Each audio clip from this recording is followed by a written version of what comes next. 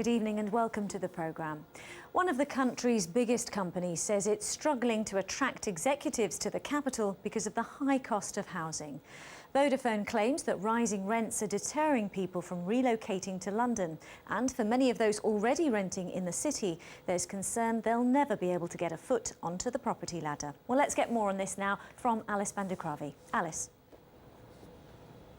There is telecoms giant Vodafone is the third largest company in the FTSE 100. It has operations all over the world and therefore has to move its employees around a fair bit. Now, despite London being its headquarters, it seems high rents here are putting off some of their employees from relocating to London. Now, we're talking about people who are described as middle managers, people who are earning sometimes around £70,000. I spoke to Vodafone earlier to find out what impact these high rents are having on their business.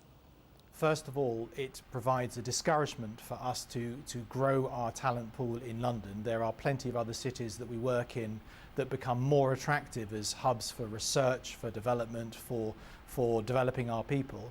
And secondly, if a company with the resources that we have is struggling to bring people into London and find them rented accommodation that's affordable, that must be an indication of a much broader problem. Well, the CBI, which represents British business, says a similar thing. It says that in its most recent survey, it found that the cost and availability of housing has consistently been problematic in London and that it ranks fourth in terms of obstacles to doing business here in the capital.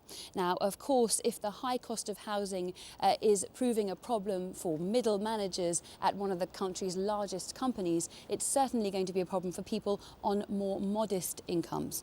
My colleague Matthew Morris has been speaking to some young professionals who would love to buy but who can only afford to rent, perhaps for the rest of their lives. A former council block in Kennington, just south of the river. It's home to Chris, who's 27. So Garo has this room for 700. This is a shared room for 800 with two people who don't really sort of know each other. They're not a couple. Then this is my room for 600. That's 4 people in a 3-bedroom flat. Chris works with vulnerable families in Southwark. To save money, he cycles to work and eats quite a lot of tinned food.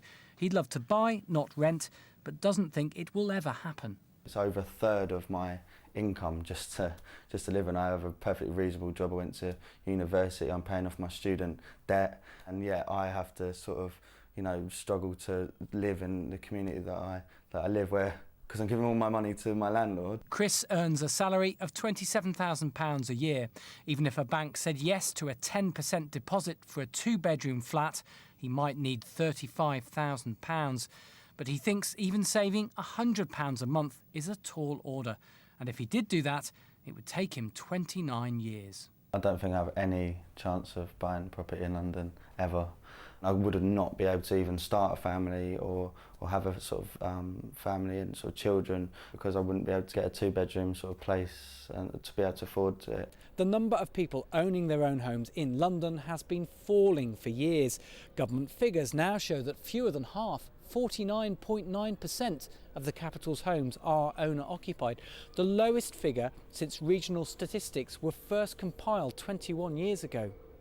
It doesn't surprise me that more people are renting, and less people are owning property at all, no. And I think they'll get, worse. Nathan and his partner Sarah Jane have moved out to Epping. He's an assistant head at a school in Plaistow, East London, who recently won this. You've been voted the Teacher of the Year. Congratulations. The kind of teacher London needs, you might think, but how long will he be able to stay? The big shame of it is that there's so many great professionals that come into London, and I was one of 4 that moved here. I'm the only one left now, and all the other 3 people have gone. So London is losing professionals by the day. The couple's joint income is £78,000 a year. That's around £10,000 more than the average for 2 people in London. They might be able to buy with a 10% deposit of £27,000. They'd like to try and save £450 a month to try and buy in 5 years' time. But realistically, that'll be back in Devon, where they come from. It's so difficult to get a deposit together. So making long-term plans in London has never, ever been a possibility. Everybody deserves somewhere that they can live and call their own, and it's really quite sad that it's all going towards rent and lining somebody else's pocket. but you're not getting anything out of it at the end of the day for the long term. London's property ladder rises high above them. They're desperate to get on it, but don't think they ever will. Matthew Morris, BBC London News. So it seems that many Londoners, some of whom are earning reasonable incomes, are still finding it impossible to get a foot on the property ladder. Tomorrow, as part of our housing series, we'll be looking at how it is that foreign investors are still being able to cash in on the London property market. Back to you. Alice, thank you. And do get in touch with your thoughts. Perhaps you live in rented accommodation and worry that buying in London will never be an option, or maybe you've moved out of town to help get onto the property ladder. The details of how to get in touch with us are on your screen. Plenty more to come this evening.